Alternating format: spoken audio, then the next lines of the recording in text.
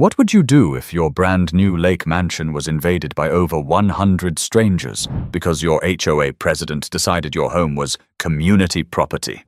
What would you do if the home you worked your whole life to buy, your personal sanctuary, was suddenly treated like a public playground by complete strangers?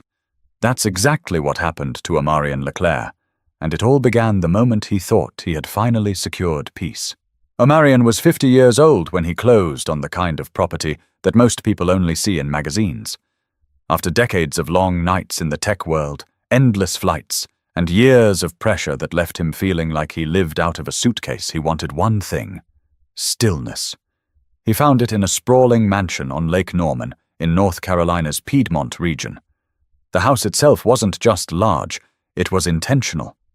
Wide glass doors opened toward the lake, so every sunrise spilled into the living room like a slow-motion painting. The backyard rolled into a green slope that ended at a private dock, where Amarian imagined tying up a small boat or sitting with a fishing pole when his days in consulting were finally over. Inside, the rooms echoed with possibility. Polished wood floors, a high-ceilinged kitchen for hosting dinner parties, and a fireplace he pictured himself sitting beside when the air turned sharp in late fall. To Amarian, this wasn't just a house. It was a reward. He'd grown up in Fayetteville, in a modest neighborhood, where the idea of a lake mansion sounded like fantasy. His parents, hardworking but stretched thin, taught him early that if he wanted more, he had to go get it himself. He remembered his mother saying one night at the kitchen table, "If you want peace in this life, you'll have to build it with your own two hands." That stuck with him, and when the keys hit his palm on closing day, he felt like he was finally living out her words. The first week, he hardly left the property. He unpacked slowly, savoring the process instead of rushing through it. He cooked in his own kitchen for the first time in years, instead of relying on hotel meals. He even woke up early one morning, stepped out onto the dock barefoot, and kayaked into the open water, the world so still it almost felt sacred. Neighbors waved politely when they saw him, though Amarian noticed a curious pattern. Most of the greetings weren't warm introductions. They were more like quick once-overs, sizing him up before moving on. He didn't think much of it. After all, he wasn't here to make best friends. He just wanted privacy. But in the weeks that followed, he couldn't ignore the subtle but growing tension. HOA board notices appeared in his mailbox almost immediately.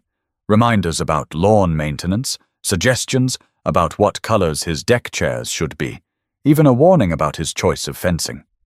At first he thought it was just the normal grind of HOA oversight. Yet behind the paperwork, one name appeared over and over again: Geraldine Caffrey, the president of the Homeowners Association. Amarian hadn't met her yet, but neighbors muttered about her in passing. One called her unyielding. Another rolled his eyes and muttered, "She thinks she runs the entire shoreline." Amarian laughed it off at the time. He figured he could deal with a bossy HOA president as long as she stayed out of his personal space. But little did he know, Geraldine Caffrey was already paying close attention to him. She wasn't the kind of woman who welcomed new neighbors with a plate of cookies. She was the kind who measured where your trash cans sat, who whispered to others about your landscaping choices, and who believed the HOA bylaws gave her near governmental authority. For Amarian, this house represented independence. For Geraldine, his arrival was just another property under her watch. And soon, their visions for what that house stood for would collide in a way that no one on Lake Norman would forget. But Amarian didn't see the storm coming yet. He was still in that golden first chapter of ownership, believing his lakefront dream was finally secure. Amarian's first real introduction to Geraldine Caffrey came not through a handshake or a friendly hello, but through a letter slipped under his front door. It wasn't typed on standard paper. It was heavy stock, embossed with the HOA's crest like it was some kind of royal decree. The letter read, "We noticed your dock light does not match the uniform style of the community. Please make immediate adjustments." He chuckled at first, shaking his head. "The dock light?" he muttered to himself. He'd barely been there 2 weeks, and already the HOA had opinions on something as trivial as a light bulb. Still, he didn't make changes right away. He figured they'd back off. But he underestimated Geraldine. Geraldine wasn't just a neighborhood president. She was the kind of person who saw rules as weapons, not guidelines. In her 60s, but sharp as a tack, she had thinning blonde hair always tied back tightly, and a way of speaking that sounded less like conversation and more like a closing argument in court. For 20 years, she'd been running the Homeowners Association like her personal kingdom, and most of the residents had grown weary of challenging her. She thrived on compliance. One Saturday morning, Omarion finally met her face-to-face. He was on his front porch, sipping coffee, when she marched up the driveway without hesitation. Her stride was deliberate, her clipboard tucked under her arm. "You must be Mr. Leclerc," she said, offering a smile that didn't quite reach her eyes. "Yes, ma'am," Omarion replied, setting his mug down. "And you are?" "Geraldine Caffrey, president of the Lake Norman Homeowners Association," she said with a tone that made the title sound more important than it was. "I like to welcome our new residents personally." Omarion extended his hand, but Geraldine simply nodded and began glancing around his porch. "I trust you've received our notices?" "I've seen a few letters, yes," he said, keeping his voice polite. "Good. We maintain a very specific aesthetic here. It's what keeps property values high and ensures harmony among neighbors." She pointed at his deck chairs. "Those should be a neutral color. Nothing too bold. And your dock lighting." "Well, you've been told about that already." Omarion raised his eyebrows. "I just moved in. I think I deserve a little time to settle before repainting chairs and changing light bulbs." Her lips tightened. "Of course. But understand, Mr. Leclerc, our rules apply equally to everyone." He didn't miss the way she emphasized everyone. He gave a slow nod, not looking for confrontation. "Noted," he said calmly. That night, though, Omarion called a friend to vent.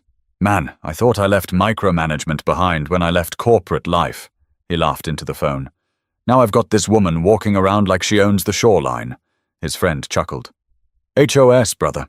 They'll find a way to control how you breathe if you let them. Don't take it too seriously." But Geraldine wasn't content with enforcing rules on Omarion. Within weeks, she was spreading her influence in more personal ways. Neighbors would mention in casual conversation, "Geraldine was asking if you plan to host events." Or, "She said you might be open to community gatherings." Omarion would shake his head each time. "I didn't say that," he'd reply, puzzled at where the rumors started. The truth was, Geraldine saw his mansion not as a private home, but as a resource.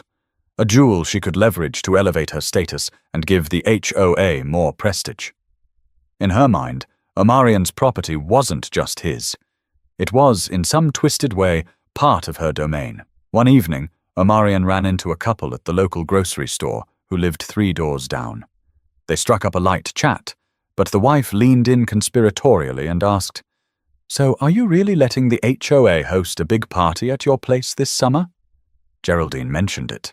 Omarion blinked. "What number? Absolutely not." The husband chuckled nervously. "Ah, maybe we misunderstood. You know how Geraldine gets." Walking back to his car, Omarion felt a strange churn in his stomach. This was more than rule enforcement. Geraldine was planting seeds, shaping a narrative about his house without his consent. He brushed it aside for the moment, but it gnawed at him. Geraldine, on the other hand, was emboldened. She began speaking openly at HOA meetings about community cohesion and the need for larger gathering spaces.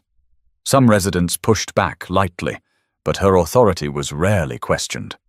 And when she floated the idea of hosting her nephew's graduation party somewhere scenic, everyone in the room already knew which property she had in mind. But Omarion had no idea that Geraldine's schemes were already moving forward, and by the time he found out, it would be far too late to stop her plans quietly. The plan started small, just whispers among the HOA members who lingered after meetings. Geraldine leaned across the table one evening at a neighbor's home, her voice calm but confident. "My nephew is graduating this spring.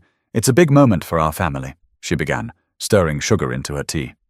"We don't have a venue that feels special enough here, but Mr. Leclerc's mansion, well, that house was made for celebrating." The group exchanged uncertain looks. A few cleared their throats. One man, Douglas Renfro, a retired banker, shifted in his seat. Geraldine, that's not your property to use. Geraldine waved off the objection with a practiced smile. Oh, Douglas, don't be so rigid. Omarion is new here. He hasn't fully embraced our community yet. This would be a perfect way for him to show goodwill. Her ally, Patrice Elwood, chimed in quickly. It's true. Imagine the pictures by that lake, the dock, the view from the patio. It would reflect well on all of us. But he hasn't agreed, Douglas pressed. Geraldine leaned back, tapping her pen on the table. He doesn't need to agree. The HOA has discretionary rights over common use expectations. If we present it as a community event, he'll hardly have ground to stand on that single statement, half true, mostly misleading, was enough to sway the hesitant members. They'd grown accustomed to Geraldine's interpretation of rules. If she said it could be done, most people stopped questioning. Within days, the whispers spread through the neighborhood. Invitations were drafted. Geraldine called caterers and a DJ. She even arranged valet parking through a friend's son at the local college. The graduation party grew from a modest gathering to a full-scale event with a guest list topping 100. Meanwhile, Omarion was entirely in the dark. One evening, he invited a few colleagues from Raleigh over for dinner. They sat on the patio, laughing over grilled salmon and a bottle of wine, when his neighbor, Sharon Dupree, stopped by. She leaned over the railing with a grin. Excited about the big party? She asked. Omarion tilted his head. What party? Sharon blinked. Geraldine said you were hosting a graduation bash for her nephew. The whole neighborhood's buzzing about it. Omarion set his fork down slowly. That's news to me. His guests exchanged puzzled glances. Sharon's smile faltered. Oh, maybe I misunderstood, she muttered, backing away. The next morning, Omarion knocked on Geraldine's door. She answered briskly, clipboard in hand, as if she had been waiting for him. Morning, Geraldine. I keep hearing about a party at my house. You want to explain that? Her expression never wavered. It's a community celebration, Omarion. Your home has the perfect space, and everyone is looking forward to it. Think of it as your chance to integrate I never gave you permission, he said firmly. Geraldine's smile thinned. Sometimes it's not about permission, it's about participation. This neighborhood thrives on cooperation. That's not cooperation, that's trespassing. Her eyes hardened. Careful with your words, Mr. Leclerc. You wouldn't want to appear unneighborly. The conversation ended there, but Omarion walked back down her driveway with a cold realization. Geraldine was not asking. She was declaring. Over the next week, signs of preparation appeared around him. Caterers visited the street to measure spaces. Teenagers with clipboards marked off parking along the private road. A rental company dropped off tents under the guise of early storage. Omarion confronted each worker, but they all said the same thing. We were hired by the HOA president. Omarion called his attorney, Victor Hensley, to ask what recourse he had. You own the property outright, Omarion, Victor said. They can't do a thing without your consent. Then why does it feel like they're steamrolling me? Omarion asked. Because people like Geraldine count on intimidation. But if she goes through with this, she'll have no legal ground. Document everything. Take photos. Save emails. If they set foot on your property without your consent, it's trespassing. Plain and simple. Omarion exhaled slowly. All right, I'll be ready. But no amount of readiness could have prepared him for what would come. Because while Omarion was planning to protect his home, Geraldine was planning to invade it, with the force of an entire neighborhood behind her. The weekend of the graduation party arrived, and with it came a tidal wave of strangers rolling straight into Omarion's sanctuary. He had left early Friday afternoon for a short consulting trip to Durham, thinking he'd return to peace on Sunday. But peace was the last thing waiting for him. By Saturday evening, Lake Norman's quiet shoreline had turned into something closer to a festival ground. Cars lined up down the private drive, their headlights cutting across manicured lawns. Guests in bright summer outfits carried cases of beer and balloons through Omarion's gates as though they owned the place. Geraldine stood at the top of the driveway, clipboard in hand, directing traffic like she was running a convention. Yes, park down there by the hedges, she ordered a group of college kids. No, no, not the lawn. Stay on the gravel, she barked instructions with authority, her voice carrying over the music already blaring from rented speakers on the patio. Inside the house, it was chaos. Someone had pried open a side door. Later, neighbors swore they saw Geraldine hand a spare key to a caterer. Trays of food cluttered the kitchen counters. Teenagers spilled soda on the hardwood floors. A group of women wandered through Omarian's master bedroom, giggling as they tried on his jackets and snapped pictures in front of his full-length mirror. Out back, the pool overflowed with guests. Kids cannonballed into the water, splashing onto the imported lounge chairs Omarian had carefully chosen. A DJ cranked up music so loud, the bass rattled glass doors. On the dock, teenagers dangled their legs over the water, while others climbed onto Omarian's boat to take selfies. Neighbors who hadn't been invited directly showed up anyway, following the noise. They treated the mansion like a public event space, not a private home. Strangers roamed freely, opening cabinets, rifling through drawers, even leaving wet footprints across the rugs. One guest, Trevor Mendez, later admitted, "Honestly, I thought Omarian had given permission." Geraldine said it was fine. I figured, hey, if the HOA president says it's approved, it must be. But Omarian hadn't approved anything. His name was being tossed around casually by Geraldine as if he were a silent sponsor. She mingled through the crowd in a bright floral dress, introducing herself as the event organizer, accepting praise for her planning skills. She soaked in the compliments like a queen among loyal subjects. "Isn't this perfect?" she beamed to Patrice Elwood. "The lake, the mansion, the sense of community. This is exactly what we needed." Patrice raised a glass. "Only you could pull this off, Geraldine." By midnight, the lawn was littered with bottles, plates, and crumpled napkins. The once pristine deck bore scratches from dragged furniture. The sound of laughter and shouting carried across the lake, disturbing residents half a mile away. Meanwhile, Omarian, finishing his work obligations in Durham, received a text from an old colleague who happened to live near the lake. "Big party at your place tonight. Looks wild." Omarian frowned at the screen. "Party?" He quickly called his neighbor, Sharon Dupree. She answered with a nervous laugh. "Omarian!" "I thought you knew. Geraldine said it was all set. The whole neighborhood's there." Geraldine said, "What?" Omarian's voice tightened. "I'm sorry, I assumed you approved." "Your driveway is packed. They even have valet out front." Omarian gripped the steering wheel, rage simmering in his chest. "I didn't approve a damn thing. That's my home. My property." When he hung up, his hands trembled. He wanted to drive straight back that night, but exhaustion and distance held him back. Instead, he lay awake in his hotel bed, staring at the ceiling, replaying Sharon's words in his mind. By the time the party ended, it wasn't just the music that had shaken the mansion. It was the foundation of trust between Omarian and his neighbors. Photos and videos from the night began appearing on social media. Teens posing by his pool, adults clinking glasses in his living room, hashtags like #LakeMansionVibes attached to pictures of his private dock. But what Omarian didn't yet realize was how deep the damage ran and how much it would cost him, not just in dollars, but in the violation of everything he had built. Sunday afternoon, Omarian turned into his private drive, and the sight that met him stopped his car cold. His once pristine lawn was scarred by deep tire ruts. Plastic cups and beer bottles rolled across the grass with the breeze. A torn banner that read, "Congrats, Dylan," flapped loosely from his porch railing.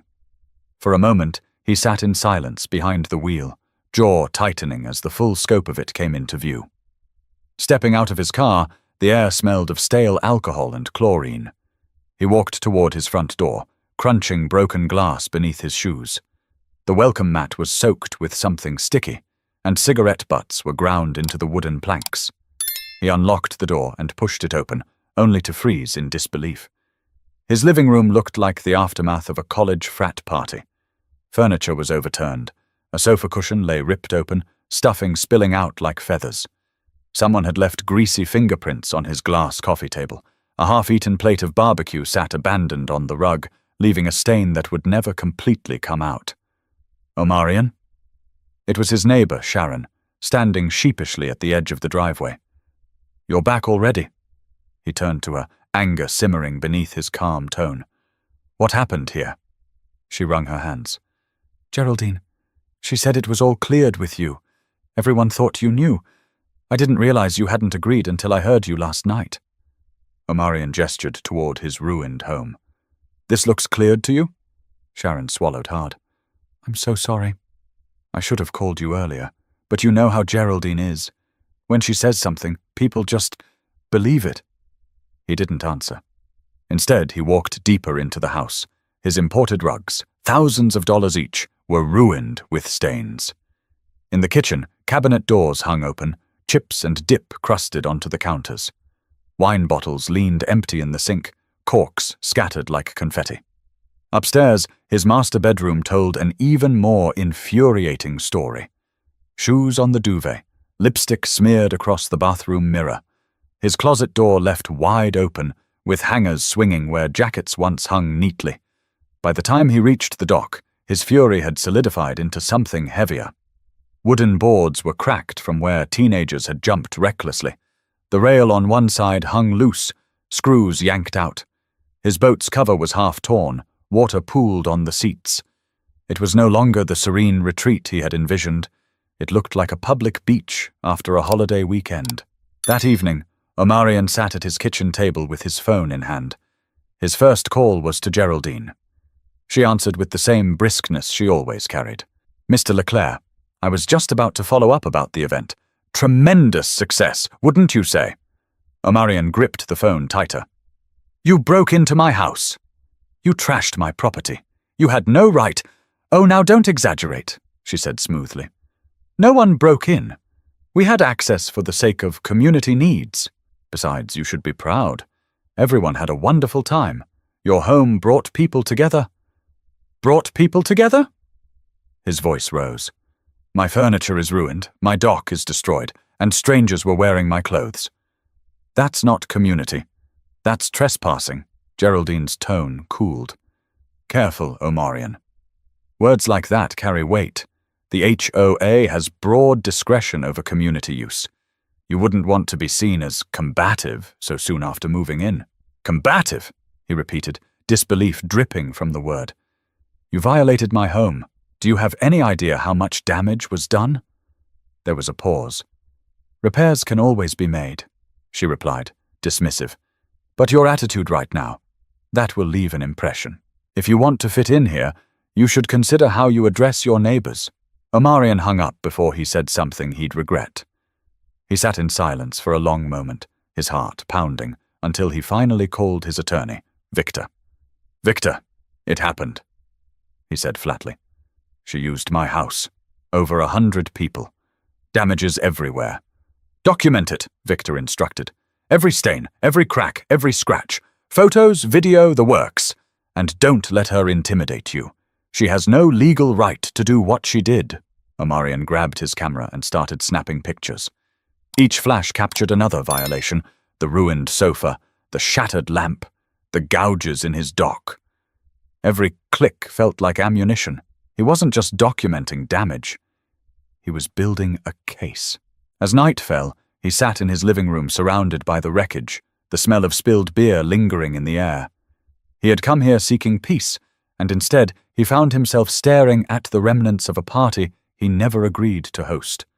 But if Geraldine thought he would roll over quietly, she was about to learn that Omarion Leclerc wasn't the type of man to be bullied into submission. The morning after his return, Omarion woke up to the same mess that had haunted him the night before. He barely touched his coffee as he stared across the lake, the sound of loose boards creaking on his dock. By 9 o'clock, he'd had enough. He grabbed his keys, slid into his car, and drove straight to Geraldine Caffrey's home 2 streets over. Her house was as meticulous as her personality. White shutters, manicured shrubs trimmed to sharp points, and a flagpole flying both the American flag and a homeowners association banner. Omarion parked at the curb and walked up the driveway, each step deliberate. He knocked once, firmly. Seconds later, Geraldine appeared, perfectly composed in a pastel blouse, a fresh clipboard tucked under her arm. "Oh, Marian," she said, her tone almost rehearsed. "I was wondering when you might stop by."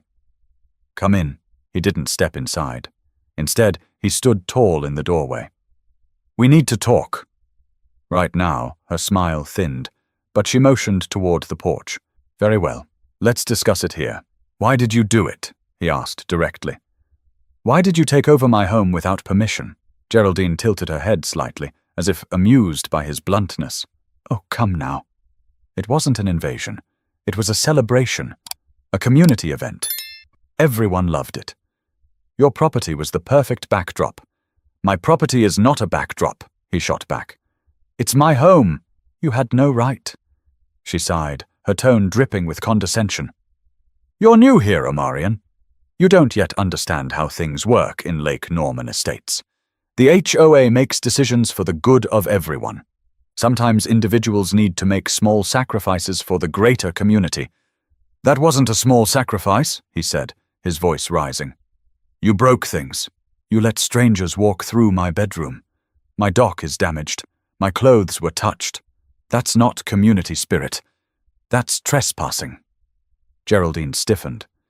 "Trespassing is a harsh word. Our bylaws allow for shared spaces."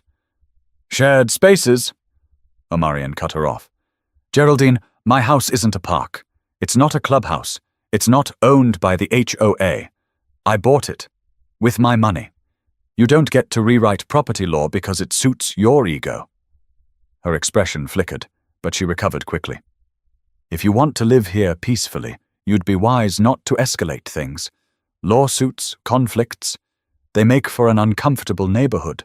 For a moment, silence hung between them. Omarion's jaw clenched as he studied her, realizing she truly believed she could intimidate him into silence. Finally, he leaned closer, his voice calm but edged with steel. "You think you can scare me into compliance? You're wrong. What you did was illegal, and I'm not going to let it slide. You'll be hearing from my attorney." Geraldine's composure faltered for just a second before she straightened her clipboard against her chest. "Do what you feel you must," she said coolly. "But remember, the community tends to side with me." Omarion stepped back. "Then the community will learn what happens when they trample on someone's rights." He turned and walked away, his footsteps sharp against the pavement. That evening, word spread quickly. Omarion had confronted Geraldine and threatened legal action. Some neighbors sympathized quietly, admitting they thought Geraldine had gone too far. Others muttered that Omarion was overreacting, that suing the HOA would only make life harder. But Omarion didn't care about gossip. He cared about the truth. He sat down with his attorney, Victor Hensley, that same week, handing over hundreds of photos and detailed notes of every broken chair, every stain, every scratch. Victor leaned back in his chair after reviewing the evidence. "This isn't just trespassing, Omarion. It's willful property damage. You've got a strong case. I don't want just damages," Omarion said firmly. "I want accountability. Every single person who set foot on my property without permission needs to feel the weight of what they did." Victor nodded slowly. "Then we go big. We'll file against Geraldine, the HOA, and every guest. $100,000 each," Omarion exhaled. "Good.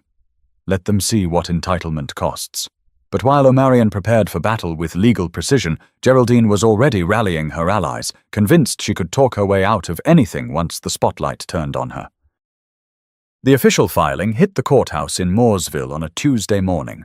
The case name was bold at the top: Leclerc versus Caffrey et al. It wasn't just Geraldine who was named. Every single guest who attended the party appeared on the list, over 100 names in total. The demand was clear: $100,000 in damages from each trespasser. Within hours, the neighborhood was buzzing. Omarion didn't need to tell anyone. Word traveled faster than wildfire. People whispered on sidewalks, stopped each other in grocery store aisles, and exchanged frantic phone calls. "Did you hear? He's suing all of us. Not just the HOA, everyone who went to that party. My nephew's on the list." At the center of it all was Geraldine, who tried to keep her composure as the panic spread. She hosted an emergency HOA meeting at her home that very evening. Her living room filled with nervous neighbors, some clutching copies of the lawsuit papers they'd been served. "This is absurd," Geraldine declared, standing at the front of the room like a general before her troops. "He can't possibly expect to win. It was a community gathering." No one intended harm. Douglas Renfro raised his hand, his voice shaking. "Intent doesn't matter, Geraldine. We were on his property without permission. My granddaughter was at that party. She's on the list. You said it was fine. You said he knew." Geraldine's jaw tightened. "And I'll continue to say it. I acted under the authority of the HOA. That protects us." "Protects us?" Patrice Elwood interjected, her voice edged with panic. "If the court sides with him, we're ruined. Do you realize the scale of this? 100 names. That's millions." The room erupted with nervous chatter. Some residents looked at Geraldine with anger, others with desperation. She raised her hand for silence. "Listen to me. This is posturing. He's trying to scare us into settling. If we stand together, if we push back, he'll fold. Trust me, I've dealt with bluffs before." But not everyone was convinced. A man in the back muttered loudly. "Easy for you to say. You're the one who orchestrated the whole thing." Meanwhile, Omarion stayed quiet in his mansion, focusing on his preparations. Victor, his attorney, had advised him to avoid direct confrontation and let the case speak for itself. But he could feel the shift in the air. Neighbors who once avoided his gaze now stared openly when he drove past, some with sympathy, others with hostility. Late one evening, Omarion bumped into Sharon at the gas station. She approached him cautiously. "Omarion, can I ask you something?" she said softly. "Go ahead. Are you really going after everyone? Even the kids who were there? Some of them didn't even know it wasn't allowed." He paused, then met her eyes. "It's not about revenge, Sharon. It's about responsibility. If you let it slide once, it happens again. This was my home, my safe place. They treated it like a rental hall, and Geraldine convinced them it was fine. Someone has to pay for that," she nodded slowly, though unease lingered in her eyes. The weeks that followed brought waves of gossip and speculation. Some neighbors scrambled to hire their own lawyers. Others pleaded with Geraldine to negotiate with Omarion. Still, Geraldine remained defiant, telling anyone who'd listen that the case would collapse. Behind closed doors, though, cracks began to show. Geraldine's phone calls to her sister revealed her growing fear. "This man is stubborn," she whispered. "He's not backing down." The judge could actually side with him. Her sister's voice on the other end was blunt. Maybe because he's right. But Geraldine refused to see it that way. Omarion, meanwhile, continued documenting everything. He met with Victor regularly, reviewing the photos, estimates for repairs, and legal strategies. Victor explained the plan clearly. "We'll show the court the damage. We'll show how the event was orchestrated under false pretenses. We'll make it clear that this wasn't just a misunderstanding. It was deliberate misuse of private property." "And what if the community rallies behind her?" Omarion asked. Victor smiled thinly. "Courts don't deal in popularity contests. They deal in facts. And you've got the facts on your side." Omarion leaned back, finally allowing himself a small measure of relief. For the first time since the party, he felt the balance of power shifting.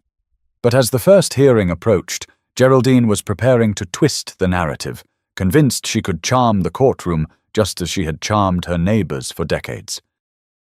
The courthouse in Mooresville filled quickly the morning of the first hearing.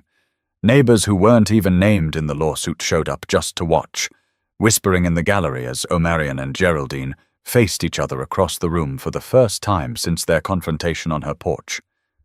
Omarion sat beside his attorney, Victor Hensley, composed but tense.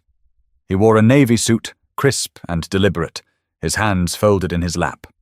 Geraldine arrived flanked by 2 HOA board members, dressed in a bright blazer and pearls, her usual air of confidence radiating as if she were chairing a meeting instead of defending herself in court. When the judge, Honorable Miriam Sloan, entered the room, silence settled. She was known locally for her sharp, no-nonsense style, a woman who valued facts over theatrics. Victor opened the case with a steady voice. "Your Honor, this is not a dispute over lawn care or fence colors.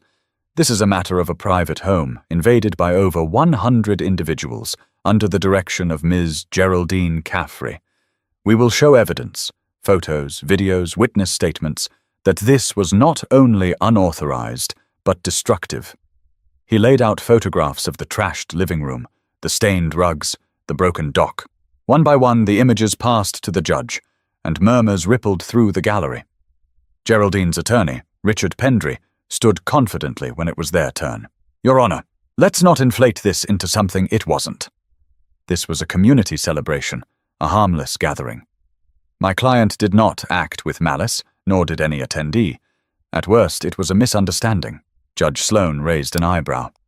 "A misunderstanding that resulted in damage estimates exceeding $75,000. Richard cleared his throat. "Property can be repaired.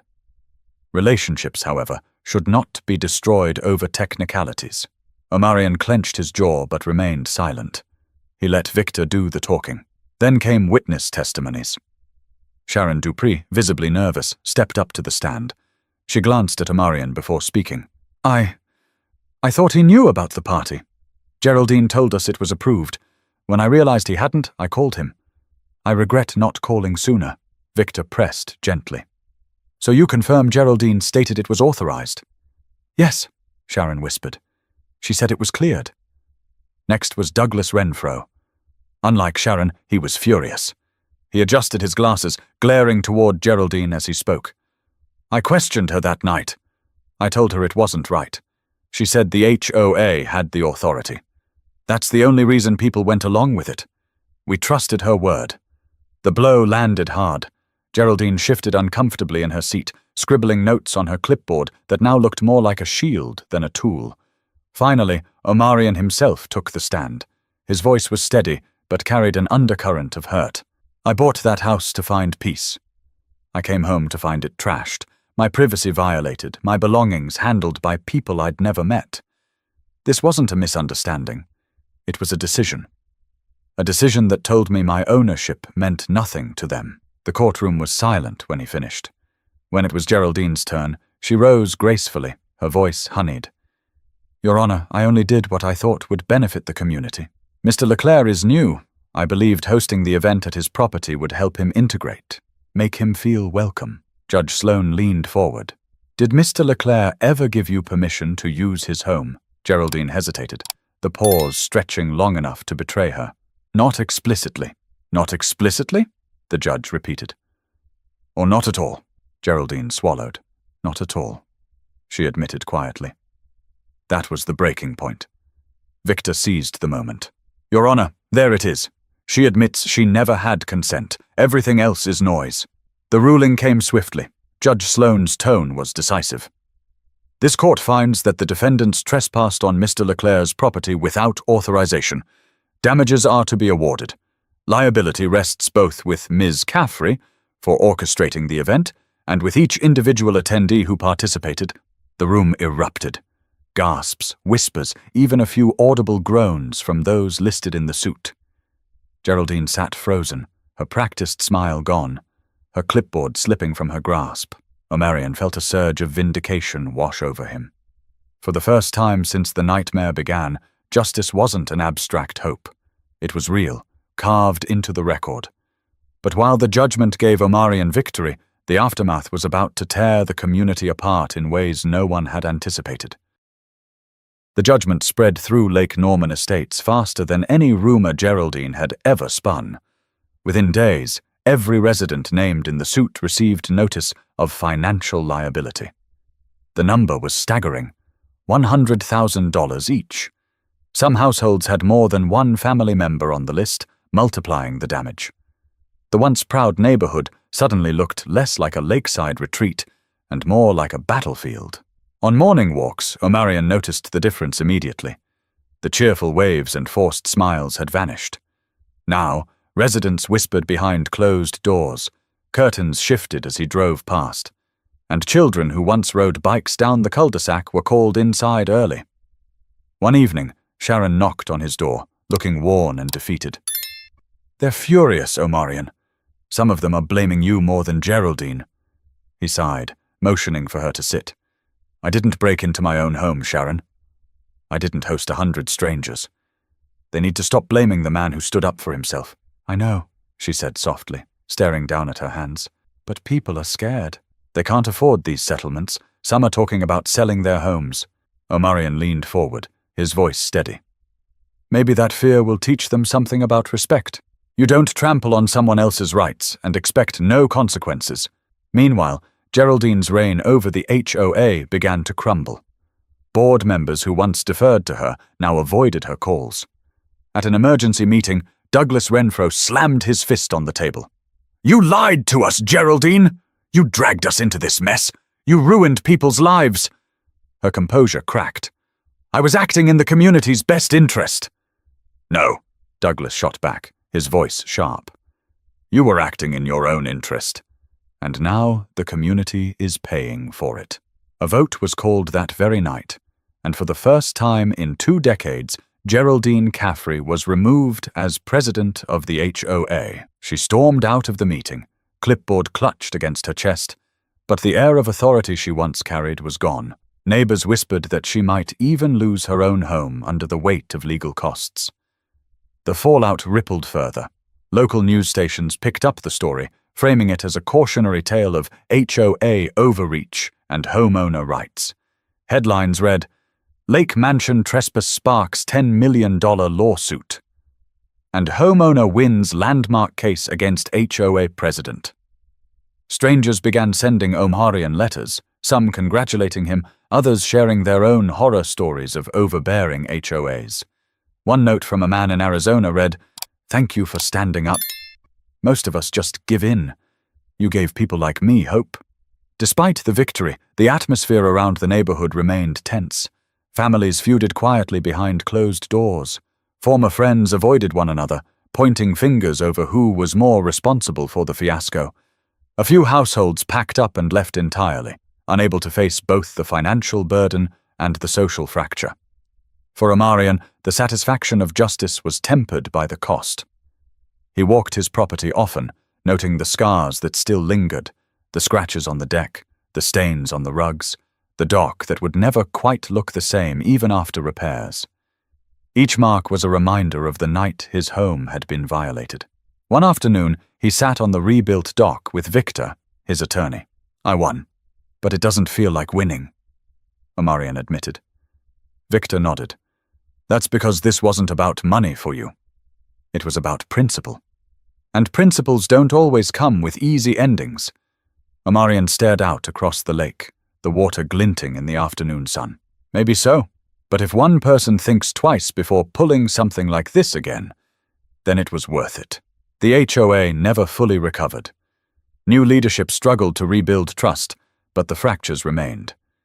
Geraldine, once the self-styled queen of the neighborhood, was seen less and less. Some said she had taken up residence with her sister in another county. Others claimed she stayed in her house, blinds drawn, avoiding everyone. For Omarion, life moved forward, slower and quieter than he had expected, but stronger too. He had proven to himself, and to everyone else, that his home wasn't just a piece of real estate. It was his sanctuary, and no one had the right to take that from him. But the story wasn't done until Omarion himself shared what he had learned, because behind the legal battle was a lesson that reached far beyond one lakefront mansion. Months after the judgment, the neighborhood still carried the scars of what had happened. Driveways that once hosted block parties were now eerily quiet. Some houses had "for sale" signs staked in the yard. Others looked the same on the outside, but inside, families struggled with the financial weight of settlements. What was once considered one of the most desirable lake communities in the state now had a reputation tangled with scandal and lawsuits. Omarion, however, had moved on in his own way. He repaired what could be repaired: new rugs, new dock boards, fresh coats of paint. But more than the repairs, he invested in peace of mind. Security cameras lined his property, and gates that were once left open during the day now stayed firmly shut. One Saturday afternoon, he invited Sharon over for coffee. She sat at his kitchen table, looking uneasy, stirring her drink without taking a sip. You know, she said finally, some of the neighbors still think you went too far. Omarion leaned back in his chair. Maybe I did. Maybe suing everyone was more than they expected. But Sharon, ask yourself this. If I hadn't, What would have stopped them from doing it again? What's the line between community spirit and outright entitlement? She nodded slowly, her eyes fixed on her cup. It's just, nobody ever stood up to Geraldine before. People thought she was untouchable. And look where that got them, Omarion replied. Being silent doesn't protect you. It just enables the bully. Sharon looked up then, her expression softening. You're right. We all let her run things for too long. Maybe we needed someone to remind us that just because something's always been done a certain way doesn't mean it's right. That was the heart of it. Omarion hadn't filed the lawsuit to collect checks from his neighbors. He knew most of them couldn't afford what the court had ordered. The point was bigger. It was about principle, about drawing a line that couldn't be crossed. Property rights weren't just about fences or docks or paint colors. They were about dignity, about the simple truth that no one has the right to take what doesn't belong to them, no matter how entitled they feel. The case became more than neighborhood gossip. Law firms cited it as an example of homeowner protections. Local universities discussed it in property law lectures. Even years later, Omarion would occasionally receive emails from strangers thanking him for taking a stand, people who had read about the case online and found courage in his story. One email stuck with him. It came from a man in Texas who wrote, I never fought back against my HOA when they overstepped. I let them walk all over me until I had to sell my house. Reading what you did gave me the courage to stand up to them in my new neighborhood. Thank you, Omarion read that line several times before replying. It reminded him that sometimes doing the hard thing doesn't just change your life. It gives others permission to fight for theirs. The lake still glittered at sunset. The mansion still stood tall, though it bore the weight of memories both bitter and triumphant. Omarion would sit out on his dock in the evenings, watching the water stretch out in front of him, and think about how close he came to losing not just his property, but his peace. He knew people would always talk. Some would call him harsh, others would call him brave. But what mattered was that when the line was crossed, he didn't fold. He defended what was his. And if there was one lesson to carry from his story, it was this. Entitlement has no place in respect. Boundaries exist for a reason, and when someone ignores them, silence is the worst response you can give. To anyone listening, Omarion would say it plainly. Don't let fear of judgment stop you from standing up for yourself. Your home, your time, your peace. It all matters. And no one has the right to take it from you. That was the moral he carried forward. Not bitterness, not vengeance, but a reminder that respect is the foundation of any community. Without it, even the nicest neighborhood crumbles. With it, a single house can truly become a sanctuary. So the next time someone tells you to stay quiet for the sake of community harmony, remember Omarion Leclerc and his lake mansion. Harmony without respect is nothing more than control in disguise. And if you enjoyed this story, don't forget to subscribe. More stories are coming, stories that remind us of what happens when ordinary people stand up, speak out, and refuse to let entitlement win.